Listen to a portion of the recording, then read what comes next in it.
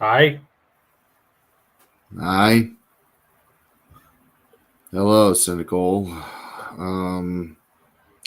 As the picture, as the thumbnail for the video clearly shows, I am very much not over Saturday. But it's okay because we're talking about everything else in this week in college football and definitely not talking about anything else that happened whatsoever. As always, I'm Red.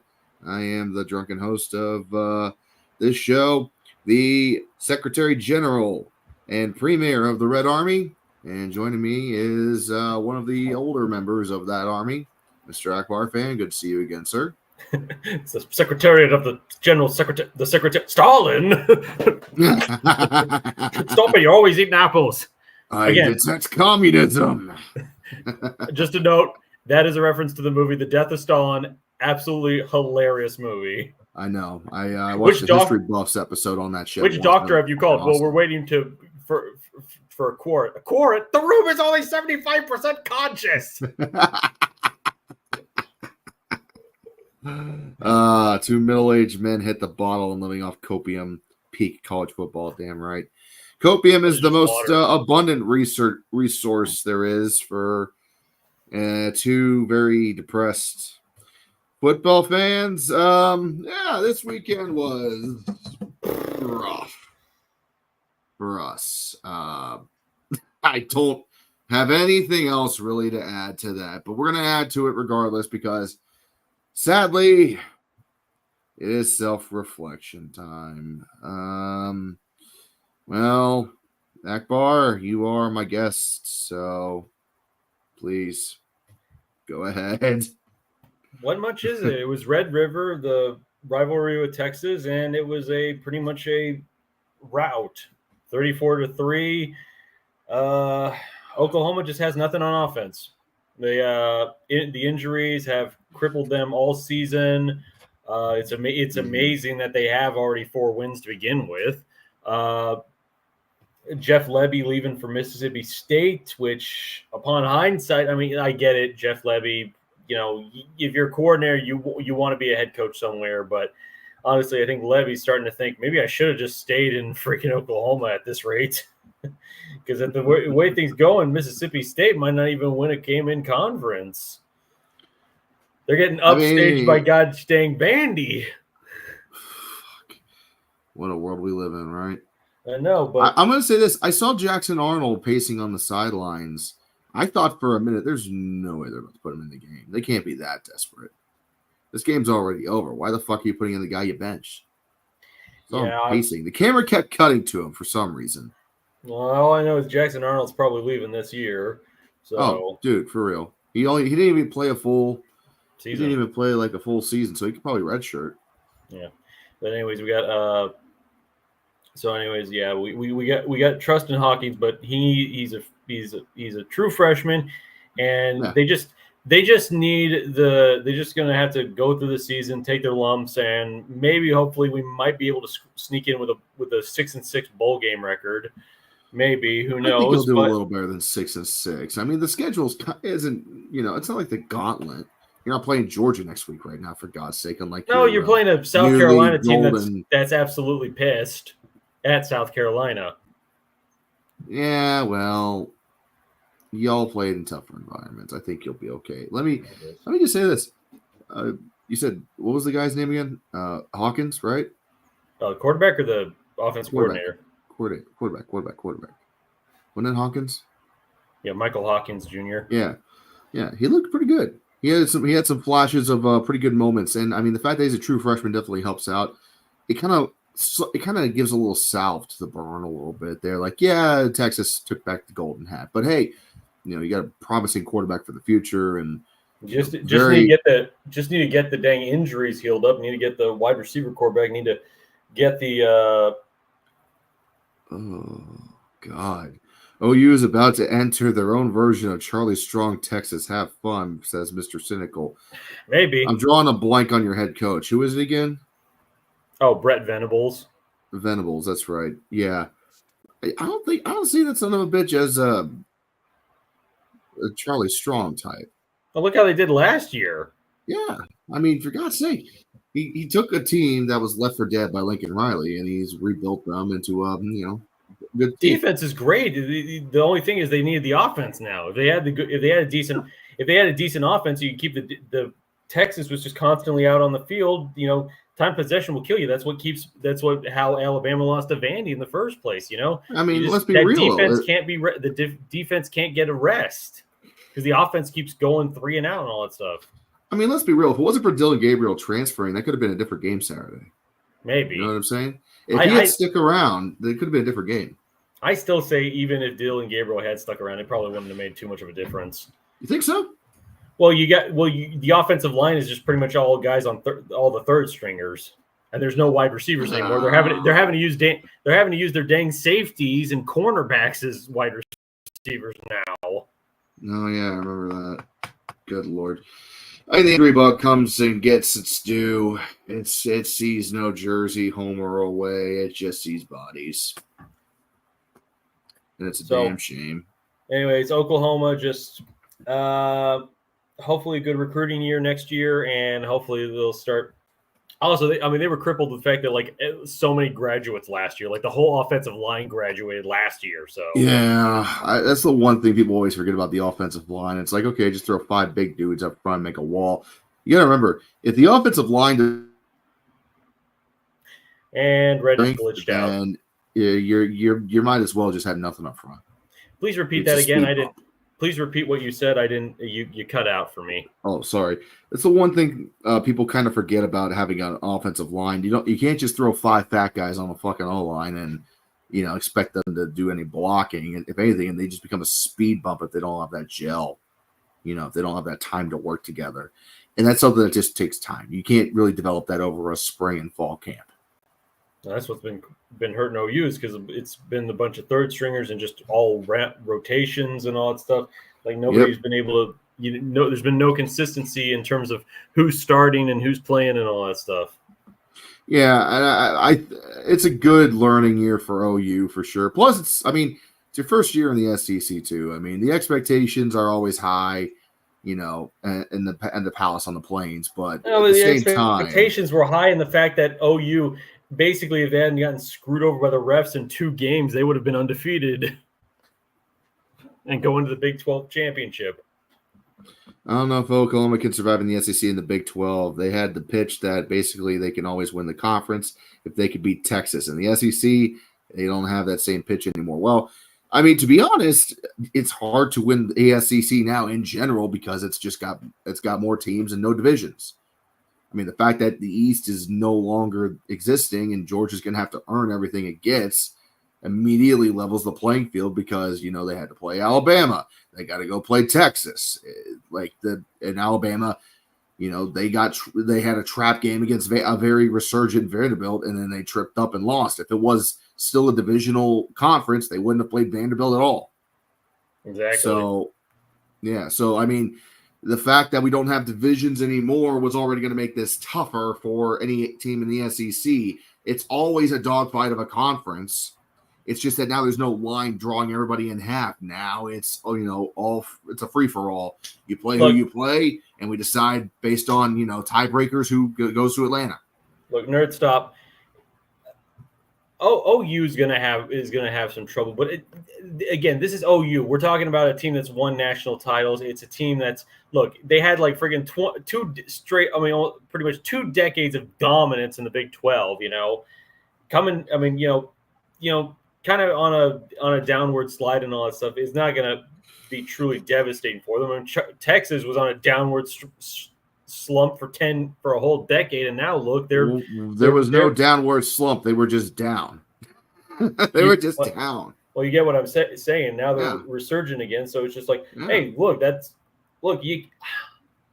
I'm just trying to think. I don't think OU is going to end up being like what's a team that like joined a conference or something and they've never Arkansas maybe.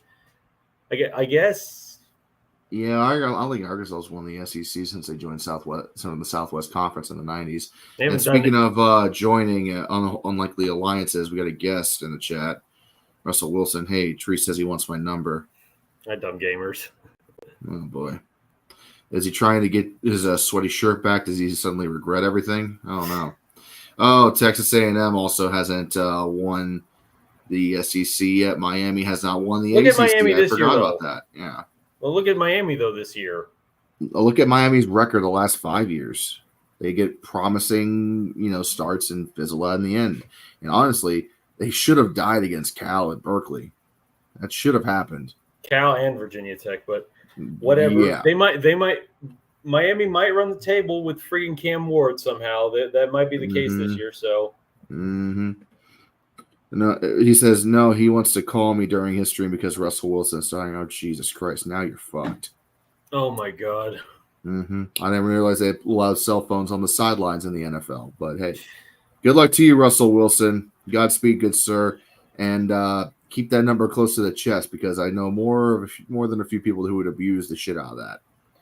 So anyways, Georgia Tech will finish what Cal started. Yeah, you're probably not wrong. And Electro says Ref Ball wins Supreme. Well, so anyways, what to say about OU? It might be a rough couple years, but it's OU. They've had those times where they've had some rough years, and then they've bounced back and done well. So. And that's the thing. You just hang out around the SEC for a little while. You start getting ingrained in the culture, get to know the other teams, the systems, and all that stuff. And then you start basically kind of being able to match, especially with like the transfer portal and NIL. Like it's not like OU some destitute school. Like they got money. No. We got a lot of hobby lobbies. Oh yeah. Absolutely. And with that, I mean, that's enough time for self-reflection. Let's go ahead and move on to the next topic. So it's self-reflection for you, but it segues. No, I don't think there's a need to self-reflect. I don't want to. No, you don't want to say it because that's our next topic. No, I don't. Ladies and gentlemen, no, Ohio State was mortally wounded by a bunch of ducks. No, I'm pulling the plug on the stream.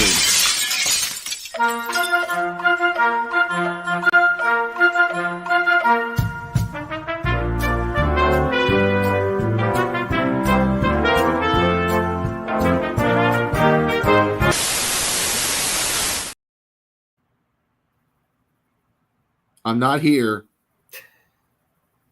I don't want to talk about it. We got to, man. You got to, man. It was the biggest game of the weekend. It was probably the best game of the year so far. No, I don't want to. I'm not coming out.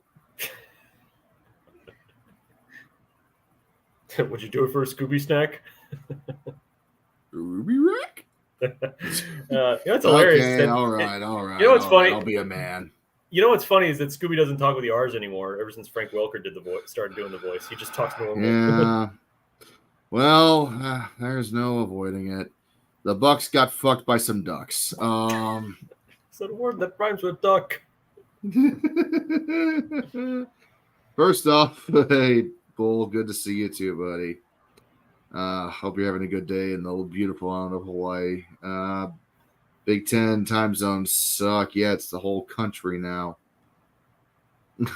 12 dissolving was a mistake.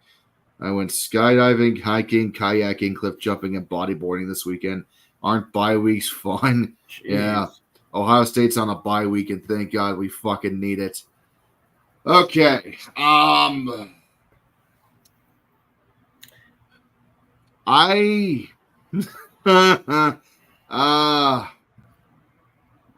It's hard to talk about this, man. It's so hard to talk about it because this game, I debated whether to make a reaction video, but the problem is that this game wasn't really cursed. It was just a really, really, really good game.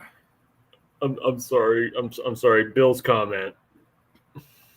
If Tennessee beats Alabama, I'll reenact the ending of Lighthouse 2019, which is me screaming LED lights. Good Lord. I was going to say something about that movie, but I'm not. I'm going to keep that one to myself. Something involving a mermaid.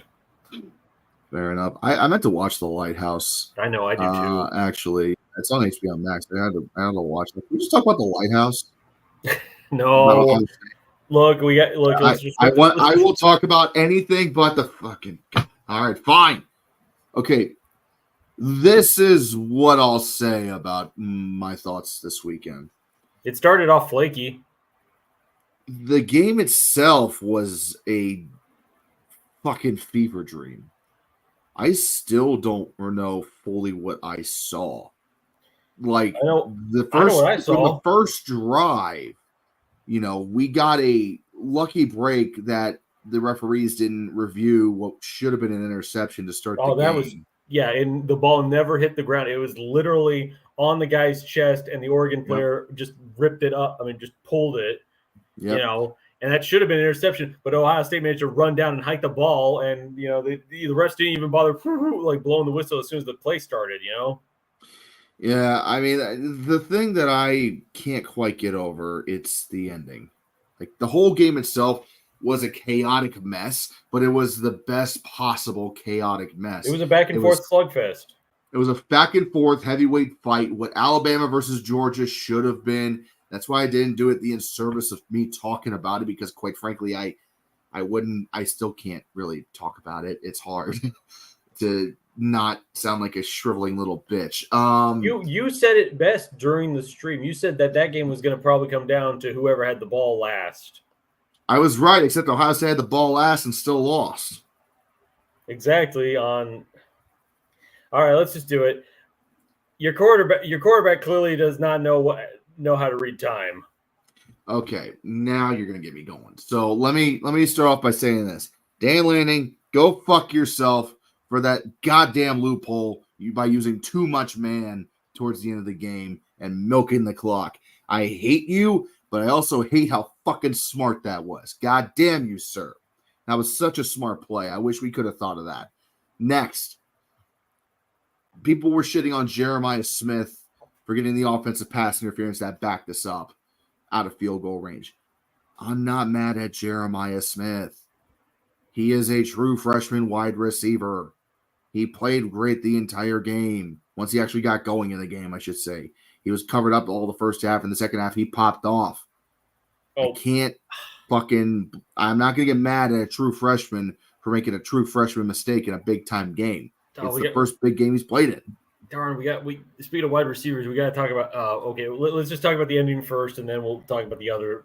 I don't want to do that. I don't want to do that douchebag any fucking service, but fine. Okay. Just for those that don't know, I'll quickly say this. Oregon's best wide receiver got ejected from the game fairly early on because he decided to spit on the guy that was covering him after like the ball had been whistled. I forget what the play was. I think it was like some run play or something that he was running out to the end zone with the other guy. And then, it's not like Oregon accomplished anything really on that play, but then he decides to just spit on the dude, and the dude has to friggin' wipe the saliva off his visor or something, and he's immediately ejected. Yeah, that's called a flagrant personal foul, and he's probably not going to play in the next game because of it. Now, I'm not going to do that any more service than it absolutely had to, because quite frankly, that kind of shit just doesn't belong in today's sport or in any sport, frankly. I was going to joke saying I thought these stupid kind of penalties were only committed by SEC players. Yeah, we were talking about that even before the game started. LSU had 2 of those against USC where dudes were pretending to friggin' brandish weapons and shoot the opponents. Yeah, we had that South Carolina guy tackle Jackson Dart at the Ole Miss game, and he pretends he's like showing up, like pretends to like shoot him on the ground and all that stuff. It's like, dude, you're down by 21. What the freak are you doing? What the fuck? Let's get back into the game, unfortunately. Yeah. So last minute. The last drive is really what pisses me off. Like, our defense got torched all night, but we knew that it was going to be tough to stop the speedy wide receivers. That was where Oregon was going to beat us or break us. And it was, and even when we had them covered up, Dylan Gabriel still made the plays. He got a couple touchdowns with his own 2 feet too, for God's sake. So they got a multi-dimensional offensive attack that, quite frankly, Ohio State's lacking right now. Will Howard's good. And I think that what happened to Will Howard, simply put, was a combination of bad luck and bad play calling. And yes, I'm going to blame Brian Day and Chip Kelly for this debacle and not Will Howard, because Will Howard was given a play to throw the ball deep with 6 seconds left, rather in no timeouts. One timeout. They had one timeout. They didn't have any timeouts left. No. Ohio State did have one more timeout. They had been saving that. Oh, that's right. Well, there you go. They had one timeout left, and they didn't have anybody throw. There was no slants over the middle to get another 10 yards to give your kicker a decent chance of making the field goal. The ball was on the 40-something yard line. That's too far away. If you had gotten it down to the 35, you would have had a better chance to make it than not. You could go for a Hail Mary, but if you had the one timeout and you only need a field goal to win the game, why the fuck would you do that? And then the pocket collapsed and Will Howard didn't throw the ball away. He was trying to make something happen, and it was over. It was so over. I think he still thought it was 10 seconds on the clock. I still think I genuinely think that. I think that a little bit of that was possible, but I also because remember it was 10 seconds beforehand, and then I forget what that last penalty was because it was against Oregon, but it was it was only a 5-yard penalty. That was 12 men on the field. Oh yeah, it was 12 men on the field, but that milked the clock. Yeah, it milked 4 seconds off the clock. And Dan Lanning did that intentionally too, because he knew it would milk the clock. I mean, that's some Bill Belichick level bullshit right there. Oh my god! I am. I didn't think that. I thought that was just a simple mistake. No, the NCAA is actually currently investigating that play to determine how they can close that loophole for the future because that's some bullshit. That's some. It was compared to something that Wisconsin did against Penn State many years ago, all the way back when Joe Paterno was still coaching Penn State. When Wisconsin just kept on getting offsides penalties on kickoffs and milking the clock down from an old rule on that until it was halftime. So that is something that I feel I haven't gone back and watched the highlights again. I haven't really. I'm still very much not sure what to say except that I fucking hate Chip Kelly and I really fucking hate Ryan Day. I think it's obvious at this point as a Buckeye, a very biased Buckeye, that Ryan Day is not going to get us a national championship. He's just not. We've had big games against Michigan under him, big games, the semifinal against Georgia. 2-6 against top 5 teams. Exactly. That's not going to do it. For as much as I don't like Urban Meyer, I give the devil his due in this respect. He was much, much better in high stress games, big time games. He worked well under pressure. His due. He's a great coach, and he got the ring for Ohio State. So I respect him for that, but I don't like the man. Oh, that's what I'm going to say there. Ryan Day is not going to get Ohio State a national championship, and I think if it wasn't for the fact that Michigan was having a down year, I'd be concerned about us beating Michigan. I think we're still going to beat Michigan.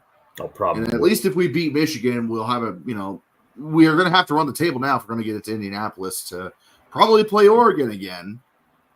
Maybe. So it could be a reverse Washington situation for us.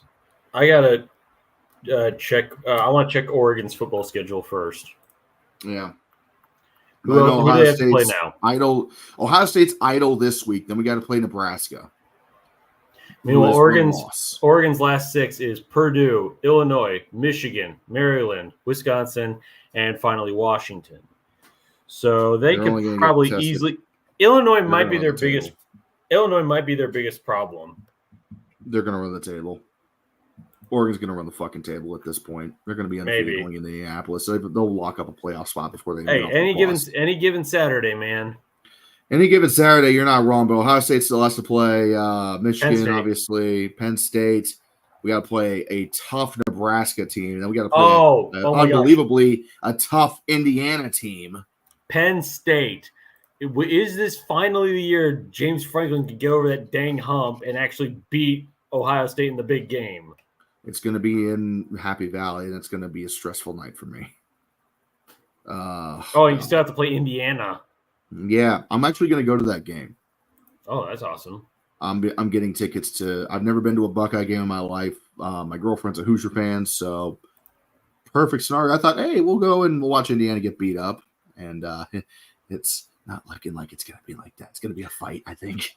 But I'm gonna go get my horseshoe virginity pop finally because I've never been to a Buckeye game, and I'm looking forward to it. We should have ran when we were at the 30. Why the hell did we pass the ball? Time. We're running out of time. Simply you want to look. You want to try to get as close as you can without wasting as much clock. For God's sakes, we've seen what happens when basically you're kind of Hell yeah, Ethan. You can't take anything for granted when it comes to field goal kicks. Everybody thought freaking Ohio State was going to beat Georgia when they were like within a good field goal range, and look how that turned out. I saw that live and I was laughing. I'm like, I watched that live too, and that was like Monty Python's Execution in Soviet Russia. Niet that Kruf. How could you miss? Considering they missed the guy that followed. They missed the guy that was standing like 10 feet away, and then of course that Eric Idle just goes, he moved. Shut up. Go to practice. He moved. Considering that's how that was an omen for how my 2023 was gonna be. Actually, no, that was in 22. That was Georgia getting their first national title. Go ahead. Oh God. No. That was Georgia going because then they beat TCU the following week. That was Georgia going for back to back. Ohio State could have played Michigan that season for the Natty. That would have been the game to end all games, but no, we got denied ultimate chaos. No, that was it. Considering I ended up getting divorced later that year, I took that as a bad sign. So, yeah, it was bad. People would forget just how far kickers have come in the past decade, and in turn overcompensate by considering any top-tier kicker to be guaranteed 3 inside the 40. If there's anything that College Game Day with Pat McAfee has taught me, it's that being a kicker is tough.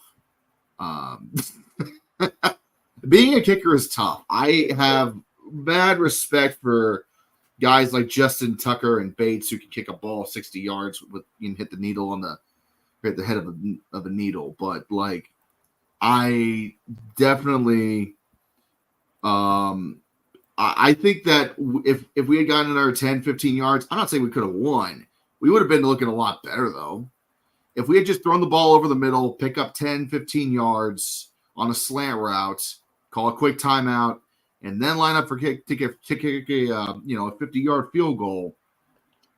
If he had missed it, I'd feel a lot better about it.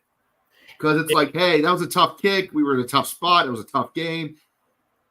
Shit happens, and it was a tough night. So I just think that there was many different things we could have done on that last drive that we would. I think you would have been handling. I think you would have handled the situation better if they had gotten into field goal range, kicked it, and they had just simply missed.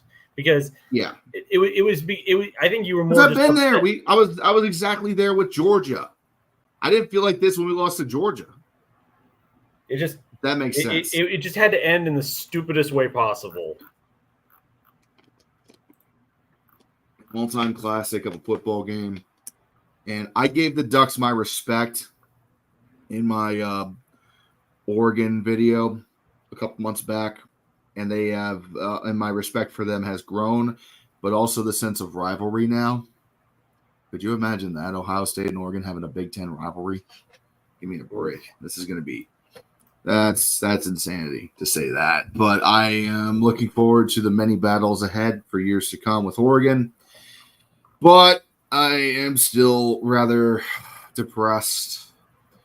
I got a week to get over it before we got to go play the Cornhuskers. And we got a date with Illinois. We got a date with Indiana. We got a date with Michigan. It's going to be some tough sledding the rest of the season, believe it or not. But it's not like I'm pissed off.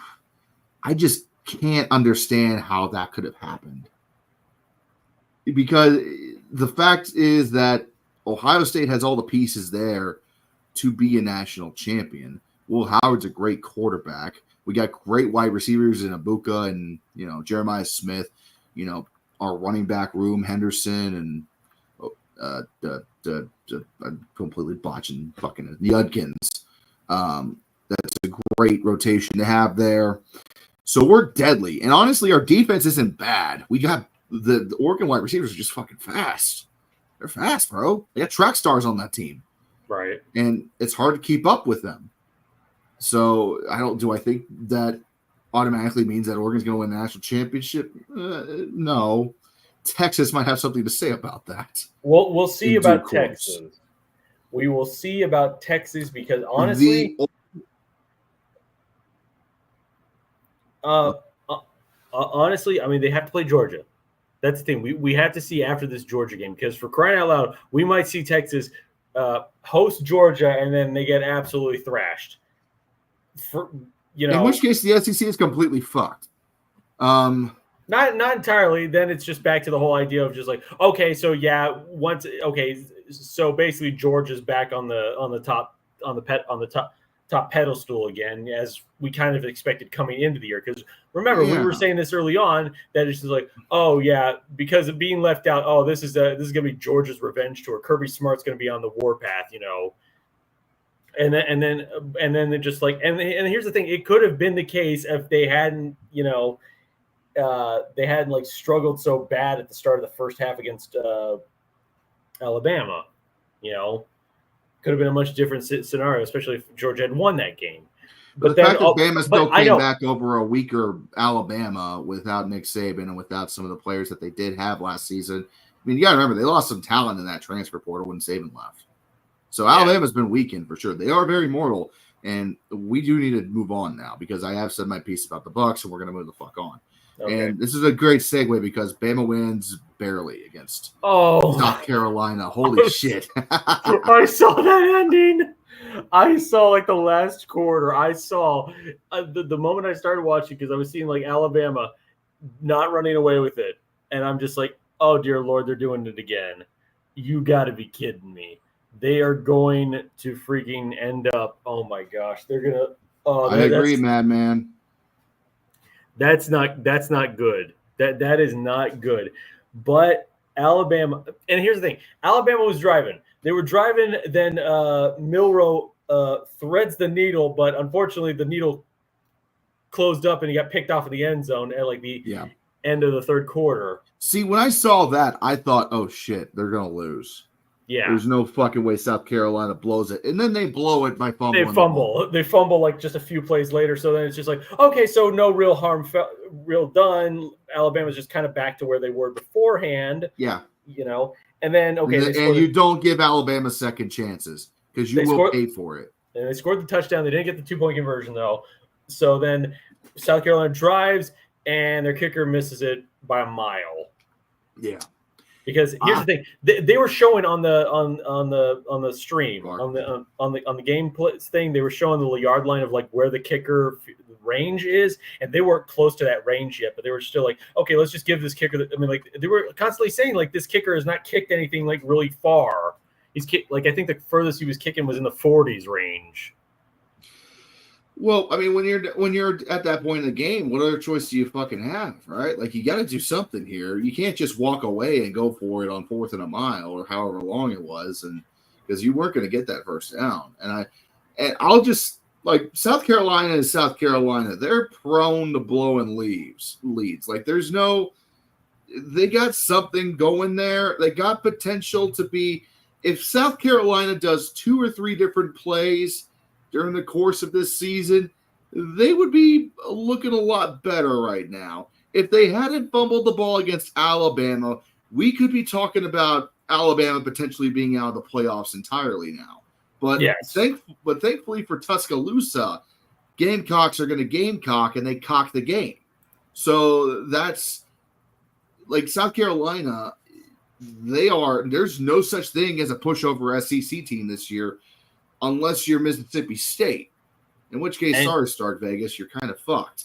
And again, Mississippi State, we can't exactly count them out too, because look what they did to Georgia. Yeah, I mean okay. I just remember that they failed that field 2-point conversion. Oregon muffed in. We almost ran back. Who would have guessed that would have been the game right there? Oh my gosh, I forgot about that. I totally forgot about that. Oh my Damn gosh. Cam Ross. Oh my gosh, if he had ran that one back, this whole game would have been so different.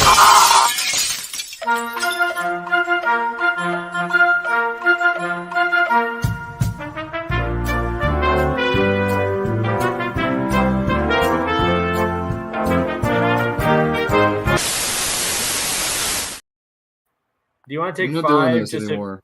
Do you want to take 5 for a minute just to cool down for a second? No. Okay, well. All right, let's go back. Let's get back to Bama then.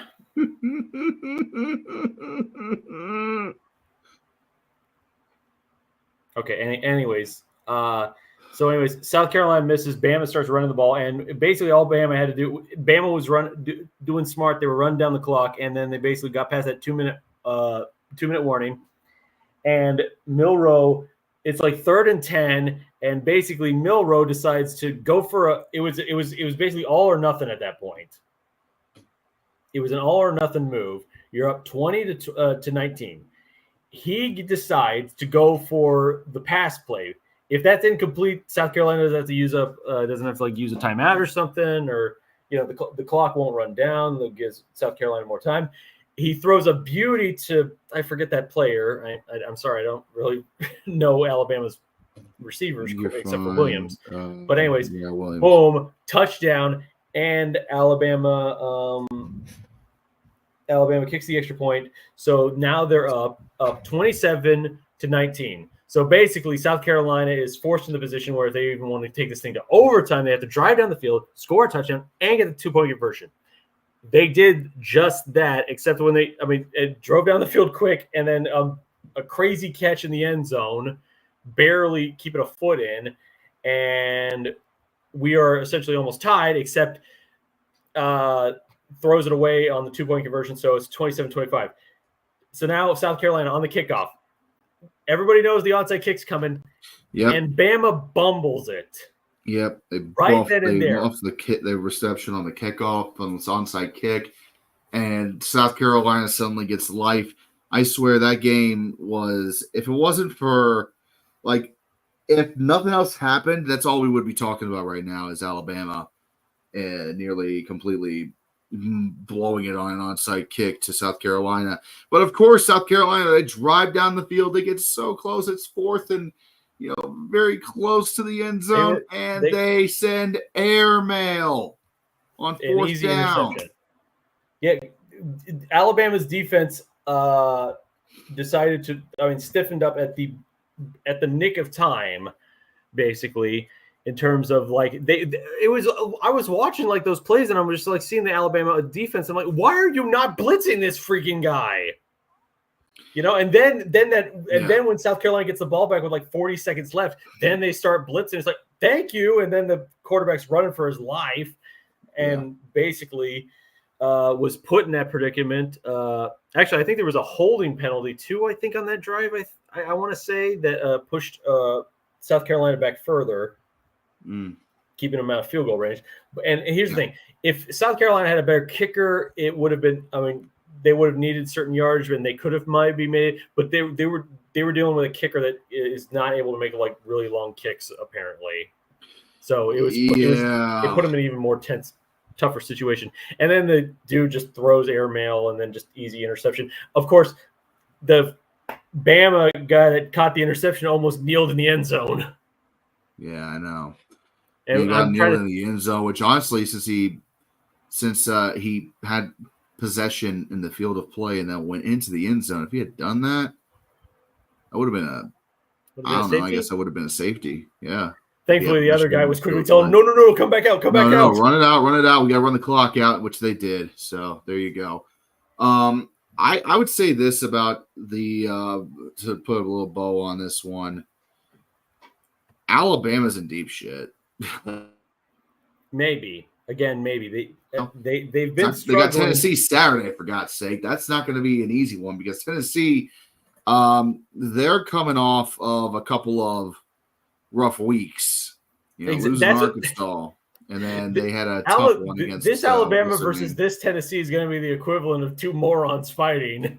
Yeah, two old men fighting over a peppermint. Who the hell's going to come out victorious? Who's going to break a hip? We're going to find out real fast. This is a Alabama. I feel like one of these games that they got coming up, the one against Tennessee could be the one that breaks their back and gets them the second loss and could potentially derail the whole campaign. What is Alabama's remaining schedule after Tennessee, though? Because I know they play. Crimson Tide Ball says if they lose to Tennessee, their run for playoff contending is over. I would say it would be, but I think already that their playoff hopes are on life support. What the heck? I thought loss. Hang on a second. Did they move the reschedule the Oklahoma game? Actually, I don't know. Because I could have sworn that Oklahoma was going to have to play Alabama after the South Carolina game. I wasn't. They don't reschedule like whole dates for games. Either way, I think when it comes to Bama, they're just imagine Bama going 0-2 against the state of Tennessee. Jesus Christ! Oh, yeah. We're doing an SEC. We're going to be doing an SEC shorts night against soon. You should November see 1st. You heard it here first. November 1st. We're going to do one. You should have seen Matt Mitchell when he was when they were doing after Vanderbilt won or something. He's like, "You tore down the goalpost. You were supposed to be finished construction. We're not building a stadium. It's a torture chamber."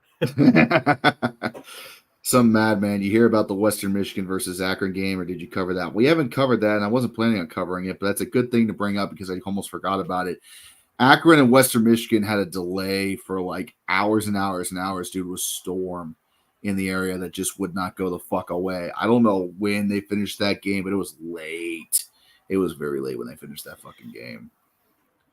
Oh, man. But anyways, Alabama. Rest in peace to Akron. Alabama has to play the third Saturday of October against Tennessee at Tennessee, but Tennessee has been struggling as of late with Arkansas and Florida. So who freaking knows with that one? Alabama, this might be the game Alabama needs of just basically like, okay, this turns into a total rout. Tennessee's run out of Neyland. Yeah, this is going to be bad, I feel like. Quick score update because we are in the middle of a Tuesday night, so Conference USA is trying to get their shit going. South Alabama's up 19-3 on Troy. Still 0-0 for between LT Tech, Louisiana Tech, and New Mexico State. Mid-Tennessee is beating Kennesaw State, get this, 7-2 at the half.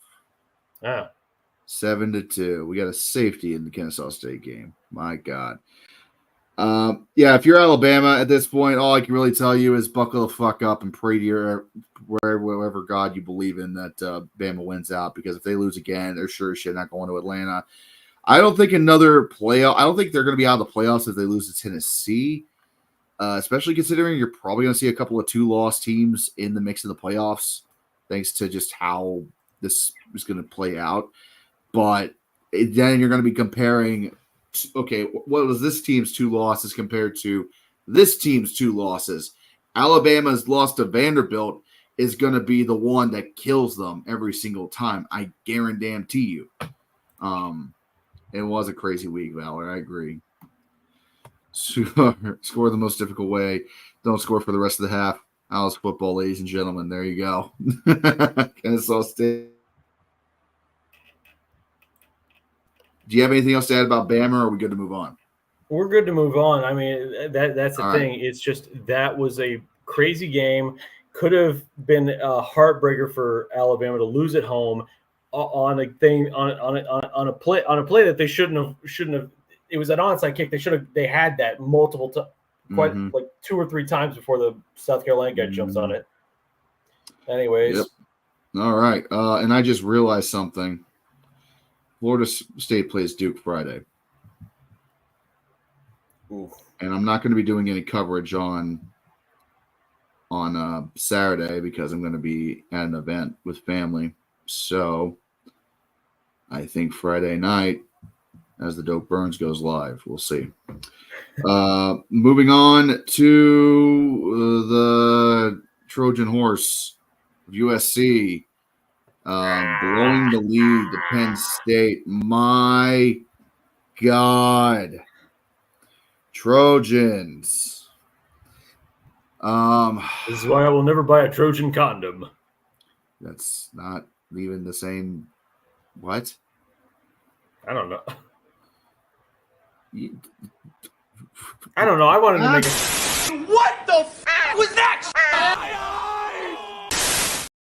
That was. I don't know. I don't know. I don't even know what the joke I was trying to do there. Yeah, you get the ones out of the vending machine at the gas station, don't you? Ironically, I've never. Nah, I'm not getting too personal. Okay. He doesn't deny it, ladies and gentlemen. All right, we're moving on. Oh, I'll be the first to admit I still have never slept with a woman. I'm not going to deny that. Whatever. It's whatever. Oh, The curse of being an introvert, ladies and gentlemen. Oh no! What the f was that? We're no longer a football stream. We're a men's sex talk stream. No, we're not.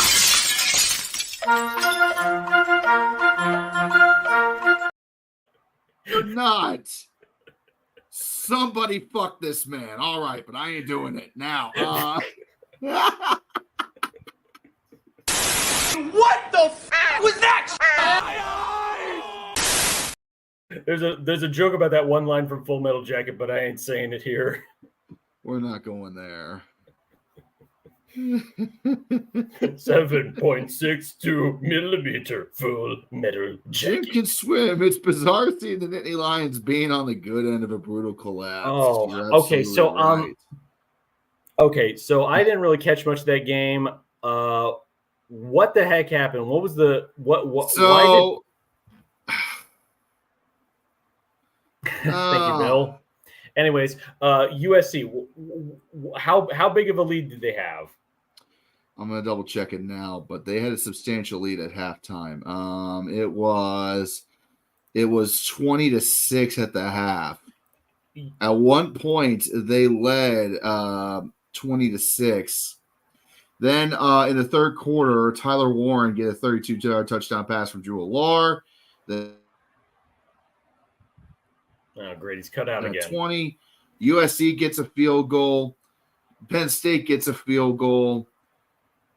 And they trade touchdowns back to back to go into overtime, with Penn State getting a touchdown with 2:53 to go. And then USC just straight up choked in overtime and didn't even get a field goal off. USC lost with a field goal in overtime. It was certainly a rally by Penn State, one that we don't see very often from the Nittany Lions when it comes to high-profile games. You go back and watch their games against Ohio State and Michigan over the last 5-6 years. That has been the issue of James Franklin as coach of Penn State for years. Absolutely. He cannot win the big games. Literally, Penn State will go freaking 10-2 like so many years in a row. Their only losses, it's those games against Ohio State and Michigan. Yeah, and every single year. The Big Ten championship. But I will say this: it was a prime game, 3:30 on CBS, in front of 90,000 in Memorial Coliseum, I should say. And on the West Coast, first time they've ever played, I think, at the Trojans in Los Angeles. So it was a big game in terms of like the history and all that shit. And yeah, Crimson Tide ball said it best. USC led for 3 quarters. I know another coach of the Big Ten team who can't win big games. Damn it, madman, fucking shit. Jim, any video about Penn State would involve talking about that. And I am not going to talk about that until I absolutely believe that I can treat that with the respect that it deserves. And unfortunately, given my style, that might be would not play well. So we're going to keep moving from there. I will say something about it at some point, but I don't know how to do it right now. Anyways, what? So we're not going to discuss that. We're going to discuss this. This was Penn State coming out finally and saying, I'm not afraid of the sky of the big light anymore. I'm not afraid of the big time now. It's Macaulay Culkin in Home Alone. I'm not afraid anymore. Walks out, and then Old Man Marley's old Ohio State or something. Oh shoot! If you could, nah, I'm not gonna put that much work on you. I already gave you that much work with the Pac-12 revival with Mushu. Yeah, that was a lot of that. But that wasn't none. But it took me like an hour to make, so we're not going to go there. I genuinely do feel like that this could be the moment that Penn State finally kind of comes out of the shadows a little bit and starts to bust into its own. They are, alongside Oregon, the only unbeaten teams left in the Big Ten. Indiana. Oh wait, I'm wrong. I am so fucking wrong. I almost forgot. Indiana exists, and you want to know something fucked up? Do you want to know something that's fucked up right now? Go ahead. Despite Oregon and Penn State being undefeated, Indiana currently is the tiebreaker for first in the Big Ten. Explain. I don't have an explanation. I don't. Look at this shit. Look at this photograph. Look at this photograph. You can kind of make out the logos a little bit there because it can't focus where the shit. But What's the top one? Is that Indiana? That's Indiana. Number 16, okay. Indiana. They're the top.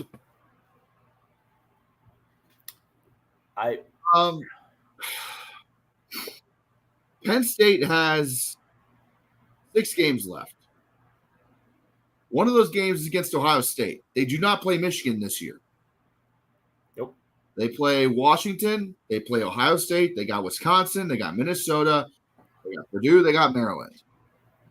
I know for a fact Penn State's wishing that they could switch out the Ohio State with Michigan right now. Yeah. So if there is any sort of signs here that we can point to and say, okay, who are the 2 likely teams to make the Big Ten championship right now? Penn State might fucking make it. Maybe, finally. Because they don't play Oregon. And Oregon and Penn State, if they run the table and go undefeated, boy, I tell you what. That'll be a fun game, or it'll be a complete blowout because Penn State has looked very fraudulent. Yeah.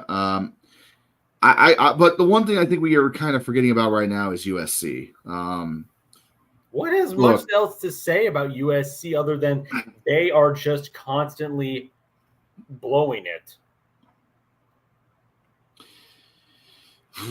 Had chance against Michigan. Had the only team they managed to do their job against was freaking LSU, and even then, we'll be talking about one thing later at the end of the stream. But seriously. No, I don't want to say it right now. I want to say it when we get to that topic. Okay. So what more is there to say? USC blew it. Just Lincoln Riley has a defense, but it keeps falling apart at the worst possible moment.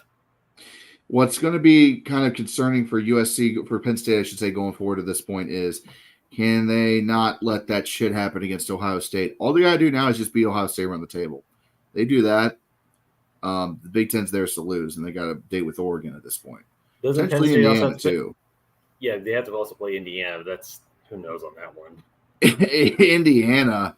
I don't know if Indiana plays Oregon. I know they don't play. I know they do not play Penn State. They do not play Oregon. So Indiana, Penn State, Oregon do not play each other this season. There is a chance because Ohio State could trip up against Indiana. Indiana could, run the table themselves and just go batshit bonkers. Could you imagine a Big Ten championship where one of those 3 teams gets left out? I'm just saying, we could be looking at that situation here because none of those 3 teams play each other. That is the bullfuckery of large conferences, is this bullshit. Yep. It's honestly, if these get any bigger, what the heck do you do? Do you go back to conferences or do you do like pod scheduling? Pod scheduling, this is kind of what they're doing now. It's their own version of pod scheduling. But the problem is you can't, make it to where every single team plays every single team. Like they got similar opponents that they play during the season, but they don't play each other. It's impossible to get everybody to do that because you're literally trying to split the conference in half. I don't know, man. Penn State, I just feel like they definitely have enough at this point, I think, to possibly not be a fraud against Ohio State in a few weeks. But we'll have to wait and see. We'll just have to wait and see there. And then for USD, we'll talk a little more about them later. You're right. All right, next topic. Moving forward, a bunch of Rebels got mauled by Tigers in Death Valley. Ole Piss strikes again. Ole Piss strikes again, and they had it. They had it. They had LSU on the ropes, and they just let LSU come back and then take it from them. Yeah, I didn't get a chance to really watch this game because this was happening at the same time as Ohio State and Oregon, but I do know for a fact that this was just one of those where this is. I genuinely want to know if the bullshit rumors about Kiffin fucking off for Florida are going to come to fruition at this point. I don't get it. Why leave Ole Miss and go to Florida? What the heck is the deal with all that about Lane Kiffin?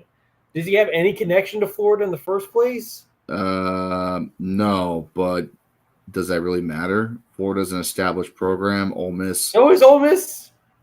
Ole Miss might be an established program, but when was the last time they won a national title? 1960. Exactly. You think he's there to bring Ole Miss to glory? No, he wants more money, and more money can always be sought by other schools willing to pay it. Fools, I should say, willing to pay it. I'm just saying, going from Ole Miss to Florida feels like more of just a lateral move. It doesn't feel like it's.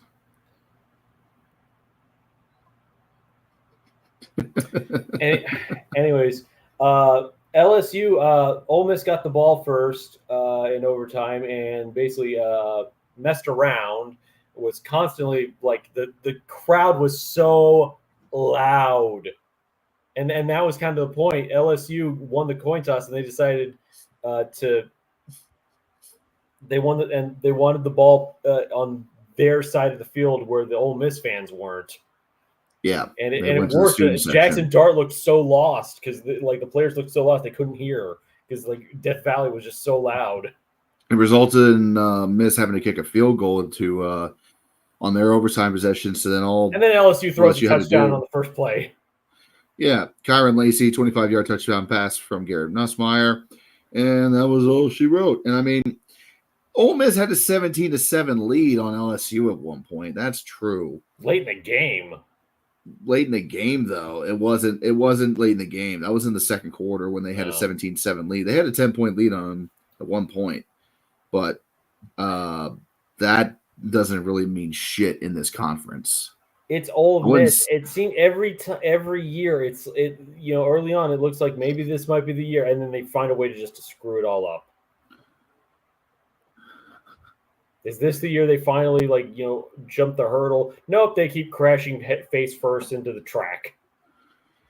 Yeah, I think what Ole Miss has done here is they're a textbook example of what money cannot buy. Because they spent a fuck ton in NIL to rebuild this program into a contender, and it's all going to waste. All of it. Jackson Dart's a damn good quarterback, but Ole Miss as a whole is not going to get the national championship if they cannot go into a tough environment like Death Valley and get a win.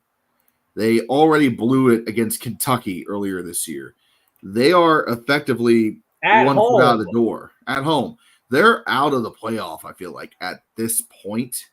There's no way I can see Ole Miss getting into the postseason without some stupid bullshit happening. And I mean some real stupid bullshit happening. They thought they were natty contenders. You're damn right they did. They damn right they thought they were. They've fallen all the way down to 18th in the AP rankings. They're at 2 losses. One of them to Kentucky, another one to LSU, who lost to USC, who's 3-3. I'm just saying. the odds that Ole Miss makes the playoffs at this point are slim to none.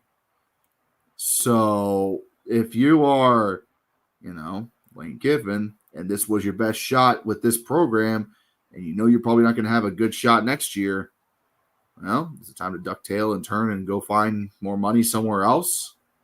Take another program to completely rebuild. I mean, as much as I don't fully buy the Kiffin to Florida rumors, I can see why they're saying it.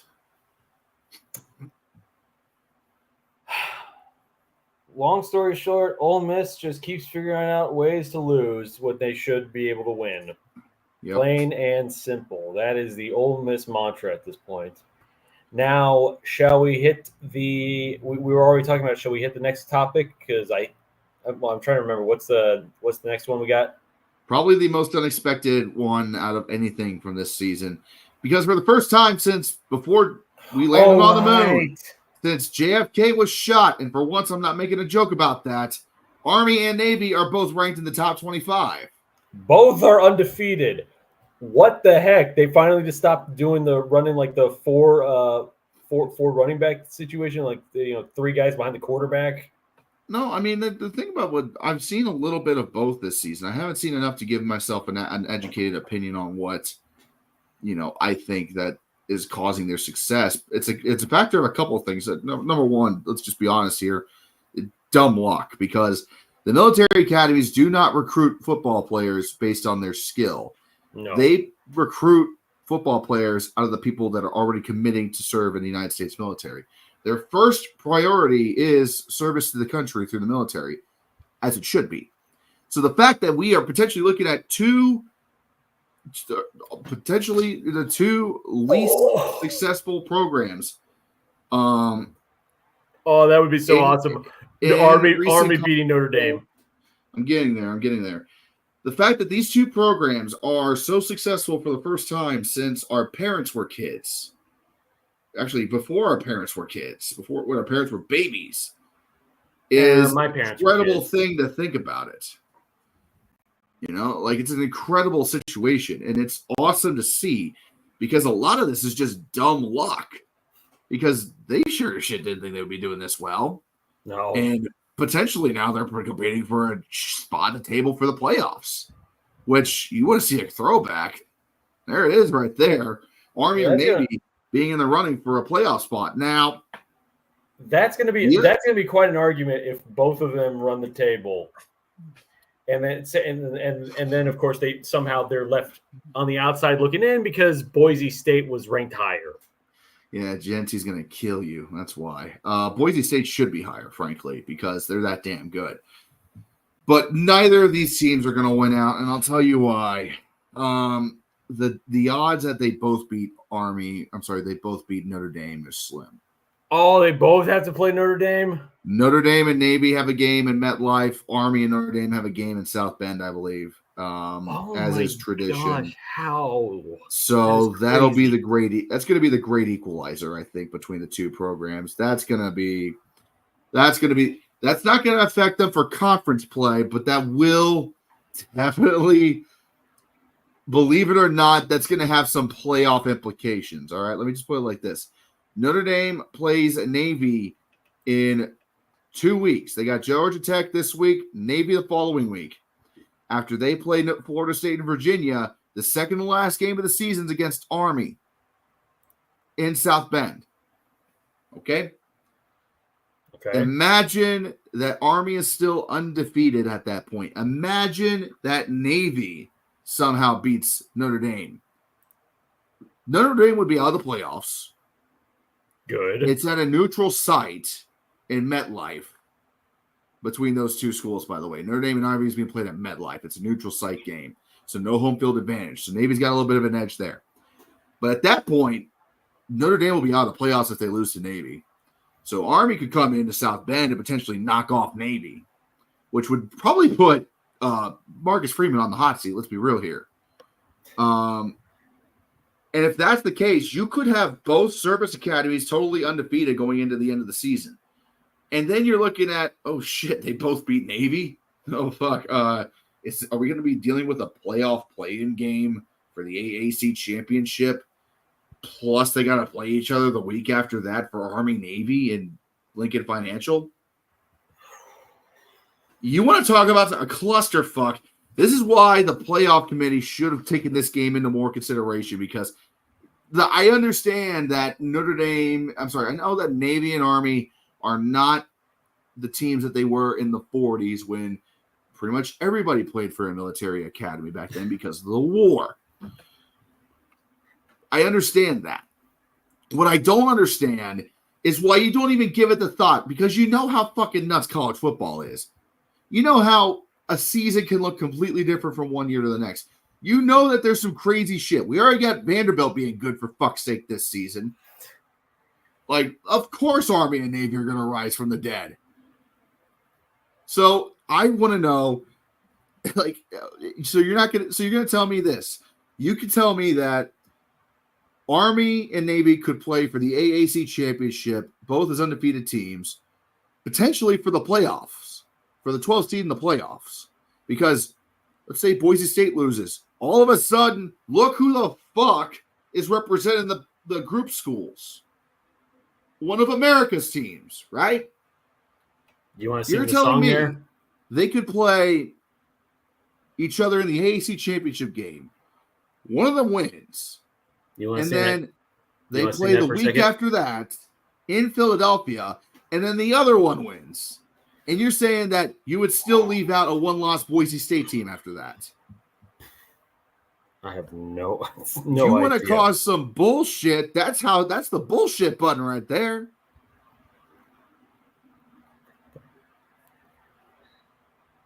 So basically, if you want I don't know. It's absolute insanity, plain and simple. Fuck yeah, but that would be hilarious if Army and Navy both beat Notre Dame. They both play each other.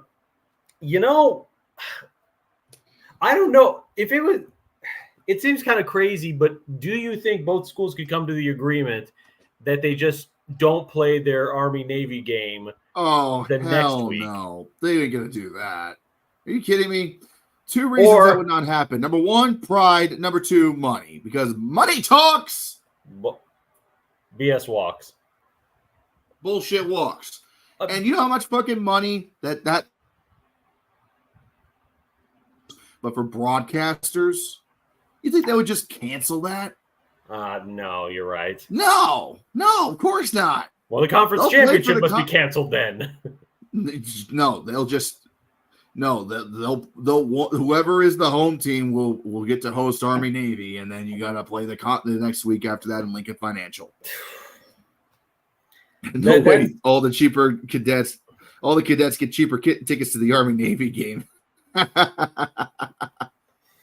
Oh man. We have to wait and see, but man, this is just absolutely crazy because no one saw this coming. Nobody was thinking that Army and Navy were both going to be undefeated by this point. Shit, I didn't think either would be undefeated at this point. I didn't think either of them would be winning at this point. I figured they'd be like 500 at best. This is Army's first season in the American, by the way.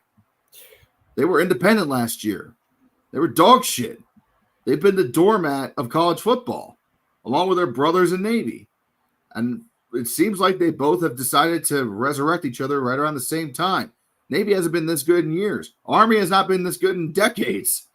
So we'll have to wait and see. You're absolutely right. But we're at the halfway point of the season. And the fact that they're both undefeated and they're both going to go bowling already is a lot of fucking intrigue. And it's only going to increase from here. And a lot of people are speculating, like, fuck, imagine a one-loss Army versus Navy game at Lincoln Financial. Because regardless of the result against Notre Dame, they could both lose to Notre Dame. They still got to play for the AAC championship potentially. And then they still got to play Lincoln Financial potentially the week after that. Insanity. They're going to have to get that fixed in years to come because that's absolutely dog shit insane. So. Yeah. Okay, now let's move on to what is probably the last major topic tonight. Second to last. A little update here on what we talked about last week with the SEC and the Big Ten. So, real quick, we're not going to delve into this too much. The SEC and the Big Ten had some private meetings last week, and two things happened. Number one, the private equity groups that were trying to make these super leagues, the college football student league, the college football super leagues, like what you saw in Premier Soccer in Europe a couple years back. The SEC and Big Ten politely told them to hit the bricks. That's not going to happen on the Big Ten and SEC's watch anytime soon, so it's not going to happen more than likely. We can put all that shit to bed. We have breaking news. Red apparently doesn't know how to write in English. Me fail English? That impossible. Wait. Oh, motherfucker. I typed that up real quick. God damn it. It's already recorded. You can't I can snip it. I can go back No, in time you and snip can't. it after. I ain't letting you forget that. I'm having this recorded right now. It will live forever. Bask in your shame. The second thing that happened is that starting in potentially the year 2030, because right now we got a lot of stuff to get finagled with previous. Yes. Yeah. Highlight that comment. Highlight Zep comment. Oh no, not private equity firms. They ruined Toys R Us. They ruined Red Lobster. Now what? They ruined college football. They're not ruining college football this time. If for once Big Ten and the SEC said money does not talk, we're letting the bullshit walk. I know, rare, right? Because these equity firms were prepared to offer hundreds of millions of dollars to handle it for them. And they said, nah, we'll do it. So the Big Ten and the SEC are both going to agree to a scheduling agreement that will allow them potentially to schedule 1 or 2 games per year against common opponents in their conferences. Now, the reason why I'm saying this could go, might be waiting until 2030 simply is because that's when the next media rights deal is supposedly going to be up for at least the Big Ten. And SEC's media rights deal with ESPN ends in 2034. The first of the 3 Big Ten media rights deals end in 2030. So this would be lumped in with the rest of the shit, rather than, Here's the doing thing anything immediately. There's some out of conference games coming up, by the way, in the near future. Like in the next couple of years, Ohio State and Alabama are going to meet for a home and home. So they're not going to make any immediate changes that'll force that game off the table. So we got some big ones coming up soon. And the main reason why they're saying that this is going to be a thing is because of the high ratings that were drawn by Texas versus Michigan. Yeah. One has to imagine what the ratings would have been if Michigan was, if it was like the Michigan of last year. Oh God, yeah, it would have been great. That would have been a great game. Imagine if it was in primetime. Yeah. Anyways, you were mentioning playing each other and stuff. If how many teams are in both conferences? It doesn't like a Big Ten have like 2 more teams than the SEC. They do have 2 more teams in the SEC, but that's not really the problem. The problem is that the SEC plays 8 non-conference games. Big Ten plays 9. So there is an imbalance in conference scheduling that would need to be resolved. Either the Big Ten needs to come down 1, not fucking happening because of the more teams, or the SEC needs to come up 1, bit sticky of a situation, considering that they all have their own individual rivalries they need to protect. Florida and Florida State got to play each other every year, for example. So yeah, there's a lot. It's nothing that's going to happen immediately, but this is something that could be seen down the road. This is one thing I wanted. One thing I was kind of wanting to say. The idea of that is if basically the SEC would have to take in 2 more teams, and then you could have the 2 teams, the 2 conference teams playing each other like a kind of like an NFL sort of schedule thing, where it's just like, okay, who finished like dead last in the conference? They play like whoever finished dead last in the SEC will play like the dead last of the Big Ten, and yeah. You could have exactly that, where you could have a scenario where, say, SEC champion versus Big Ten champion in a neutral site game to kick off the season every season for the next 5 seasons, and you could also have, it's Big Ten versus SEC Challenge weekend, where one team of a similar finish from last season plays the other. So, that, for now example, that would be awesome. Oregon against I guess Texas at this point. Ohio State against Georgia, the rematch. Penn State against Alabama. Northwestern against South Carolina. You know what I'm saying? Like, you can stagger a lot of nice contests in there to kick off, and that would be money. It would be massive money. I'm not saying they're going to do that for Mississippi everybody. State versus Maybe UCLA. you're probably not going to have that with everybody matching up with somebody. You're probably going to have your top 3 match up, and then everybody else plays their regular FCS fodder. Like, for example, if you are expecting to play, say, Southeast Mississippi State or whoever the fuck, but you win the SEC championship, therefore you got to play the Big Ten championship in a week, you can buy out that game from the FCS opponent and then, go play that game. So that's going to draw a fuck ton of money.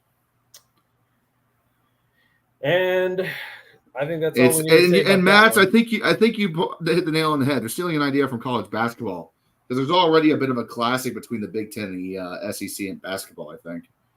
I know, like Ohio State, UCLA, Kentucky, a couple in Tennessee or something.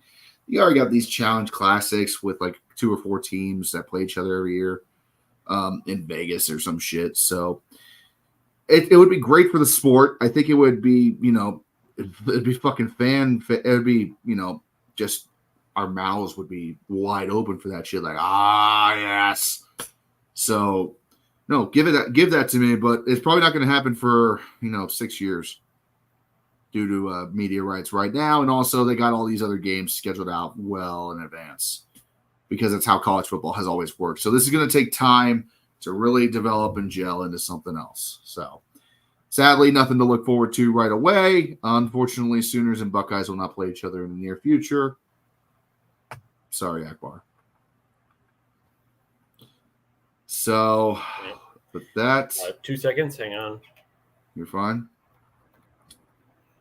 Let's see. What did Matt's just put in the chat? What else was there? Tennessee played Texas last year in the SEC Big 12 Challenge of basketball, and it was at Knoxville. Oh, interesting. I've seen some of those games before where they were played at neutral sites. Like I think the SEC, the Big Ten had a crossover and T-Mobile Arena in Vegas a couple years back, but I can't quite recall 100% how that works. So we're going to go ahead and move on.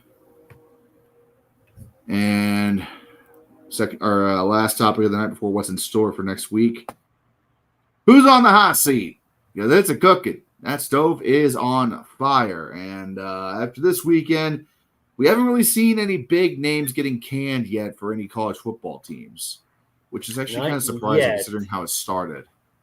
But there are quite a few we know that might already be having their last year. I think one that few might not be really talking about, but I think Zepp just said it. UAB's coach might, Alabama Birmingham's coach might be gone this year. They might have decided. Yeah, Trent Dilfer's probably on the way out. It's his first season there, but he is doing such an awful job. His first season? I thought it was his second. First or second? He's not been there very long at all. He's doing an awful job. Trent Dilfer? Yeah, Trent Dilfer. He's the coach for the UAB Blazers, and he is just UAB is just bad, dude. Like they just got blown out by Army last weekend too. Nope. It's his second year. Yeah, and they have not been good in either season. They went 4-8 last year, 3-5 in conference. They're 1-5 this year, and they're already 0-3 in conference. Man, yeah. I do not see turning that one around. No, I don't think there's going to be any immediate return on investment there. But in terms of bigger names, I don't think anybody worth their salt is at least not thinking about Lincoln Riley at this point. For sure. And it would have been even more if they had lost that game against LSU. It would have been he'd be even more on the hot seat right now. Yeah, Purdue could be on the hot seat. I was gonna mention Kansas, Bill. Kansas is at a very disappointing start. They are not what they thought they were going to be. They actually had some expectations for once coming into the season with their player base that they had coming back, and they have just laid the biggest fucking eggs. It could be because their stadium is under renovations and it's screwing up the routines, or it could just be because everybody figured out that their offense and defense was pretty one-dimensional and they didn't change it up. So The same thing Kansas you say with Missouri. absolutely is on fire right now. What's up? It's the same thing you say with Missouri. Missouri. No, we're not. I don't think Missouri's on the hot seat at No, all. no, They no, did not win the Cotton hot seat, Bowl. but I'm talking about like Missouri. Like they had a great year last year, but I think now everyone's figured it out, so they might be going back down into the constantly like beaten up. Yeah, but the problem is this: Missouri's winning the games that they are supposed to win. That's true. Kansas ain't. Kansas not winning any of their games. They're barely doing anything. They're back to the Kansas of old. Okay. So Anyways, their so we asses said are Lincoln stealing. Riley. We said Yeah. Lincoln Riley. Let's also talk about the other big name, Billy Napier. Oh God, that's going to be for whatever reason he's still there. It could just be for appearance sake at this point. I can easily see his ass being fired literally the day after their last game, easily. Like as soon as he gets back to the locker room after the last game, they'll just tell him to pack his shit. Just I honestly will. That's going to happen. I feel like with Billy Napier, his time is up. You can count down the time. We just don't know what time that's going to be. They haven't had 4 straight losing seasons since the Great Depression, and now Billy tenure's entire he has not gotten him a winning season in his 4 years. I mean, let's just be fully honest. I don't think Florida's going to turn it around and somehow manage to just salvage a winning record, a 500 record. No, they are not. They're going to be missing. They're not going to be going to a bowl game again. And he's gone. He is gone. I just don't know when if they're going to decide to fire him a few weeks prior to the season ending, just so they can start looking for a head coach a bit earlier, maybe. Or what? I would say that if they lose to Kentucky this weekend, they're probably out. He's probably out. I think every weekend at this point it's going to be, if you lose, you're fired for Billy Napier. Let's just be real. They got to play. They just got done losing to a tough Tennessee team. They barely beat UCF. They clobbered Mississippi State. So they fired off, a win in 2 of their last 3 games going into this one against Kentucky, which that's fine and dandy. But then they got Georgia the week after that, Texas the week after that, LSU the week after that, Ole Miss again the week after that before they play the Florida Tank Bowl against the Noles. They're not going to win out. They're not going to go bowling. The schedule is way too damn tough for the team that they have. Not to mention their quarterback is done for the season in his college career, frankly. So they're screwed regardless. And I think that Napier is going to be either if they lose to Kentucky or once they hit 6 losses, I think he's done. Florida Tank Bowl, because Florida State and Florida are about the same level of suckitude. Just Florida State's lost a lot more and more depressingly. And that's the last thing I'm going to bring up is Mike Norvell. I know that Florida State, they did a lot of great things last season, but you cannot deny the fact that Mike Norvell completely fucked the fucking system with the transfer portal. Like, there was no recruiting of any shit done here. Like, what the fuck did you do? Seriously. Did you do anything at all with recruiting the last season? It was it's god awful to see, and it's just.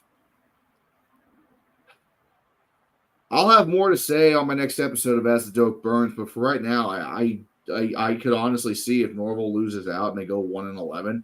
Oh, heads will roll in Tallahassee. Heads will fucking roll. And looking at the remaining schedule, it is possible, considering who they've already lost to. Duke is a tough team. Duke's 5-1.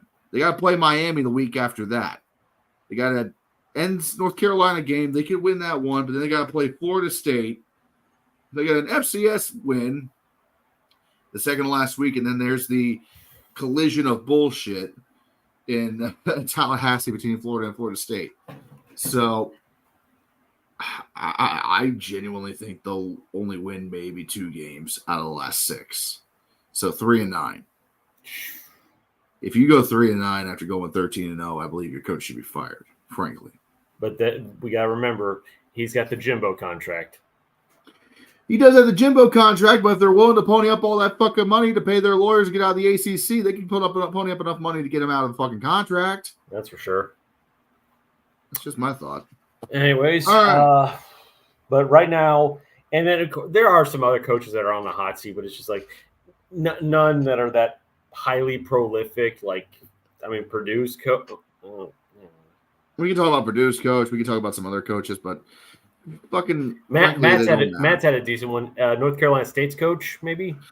Yeah, they've regressed quite a bit. NC State is another team that I feel like is underperforming massively. You could also make the same argument if you're going to talk about NC State. You can talk about Oklahoma State too. Oh yeah, they are horribly playing Grundy down the competition. But I digress. If you want to talk about coaches that I feel like you could get poached, I mean, you could see Signetti from Indiana getting poached by another school. You could, even though he's only been there for a year, he could get pulled away. You could see Matt Rule making a move on from Nebraska because he's turning that team around. Vanderbilt's coach might get poached because he beat Alabama. Georgia Tech's coach could get poached. Like you're well at the same. Then you're looking immediately at some candidates right there for replacements. So, all right, and we end the show as always asking, well, what the hell is happening this weekend? And I tell you what. A lot of nothing on the surface, but that's kind of how week 6 looked, didn't it? A whole lot of nothing. I'm going to go ahead and rattle off some games with some top 25 games, and we'll just kind of pick out the ones that we like the best.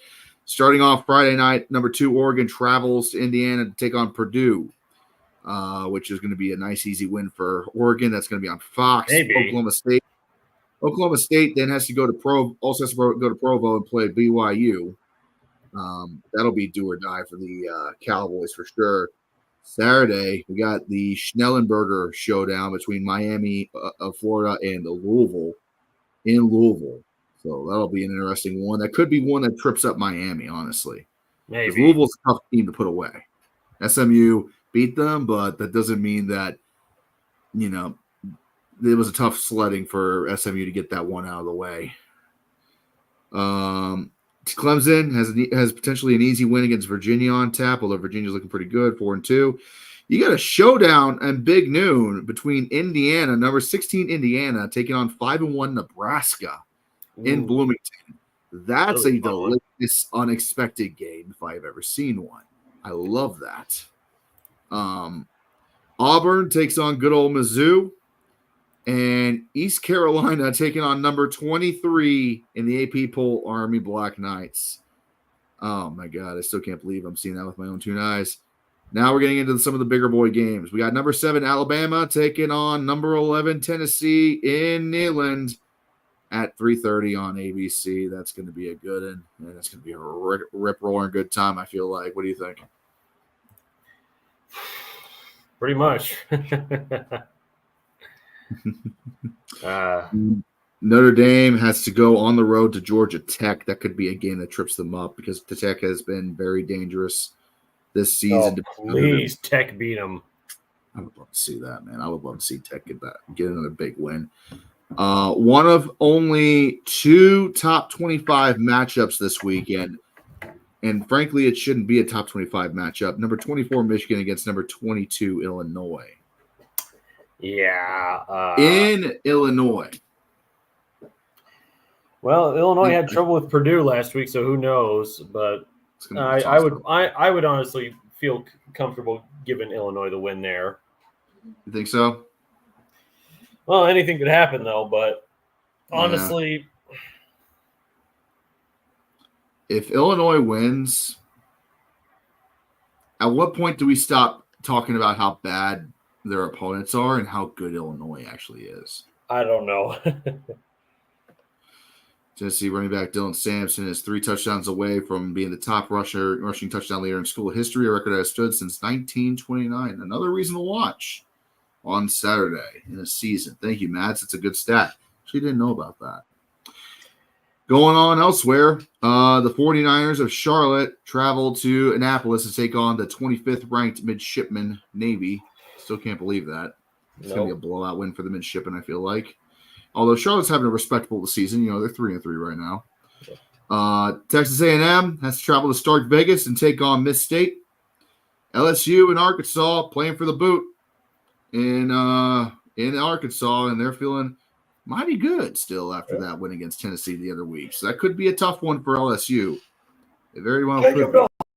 Hog City. Could be. They're already going to Hog City. The fact is, are they going to have some roast tiger? And then I think this is the only game that everybody really gives a fuck about this weekend besides Alabama, Tennessee. Georgia against Texas in Austin. Number 5 against number 1. God damn, that's going to be a barn burner. I tell you what, that's going to be a game day coming. Game day has to be coming to that one. Good Lord. It is confirmed. It is. They better be. That's a game that it's literally, I mean, Georgia lost against Alabama. Sure. That's rough. But you got to think, Georgia's the immovable object. Texas is this irresistible force right now. Something has to give between these two programs. Either Texas suddenly has a clear path to Atlanta for the SEC championship game, or Georgia gets themselves back into the hunt and not only resumes their path to Atlanta, but potentially a first-round bye in the playoffs should they win and retake the number 1 spot. Because that could happen, honestly. Yeah. What you said about the immovable force, the unmovable force, immovable object, reminds me of BBC, that Mitchell Webb look with the Watch the Football. The Giants of Charlton meet the Titans of Ipswich, making them both seem normal-sized. So that's honestly what it kind of sounds like. It's just like, on paper, honestly, these two teams should be like, this is one heck of a clash. Funny enough, this is the second time both of them have been on game day this week, except Georgia both times was the away team. Yep. Elsewhere, to wrap up the schedule this weekend, Iowa State taking on the Knights of UCF at home. West Virginia hosting Kansas State, and SMU travels to Palo Alto to take on Stanford. And all of those can be found on their respective. It's going to be... I didn't think we were actually going to make it the full 90 minutes tonight, but we did. Final thoughts? Nothing much, really, other than that Texas-Georgia game. Hopefully will be a good one. Hopefully Georgia doesn't freaking do what they did against Alabama and Texas runs away with it early on. Yep.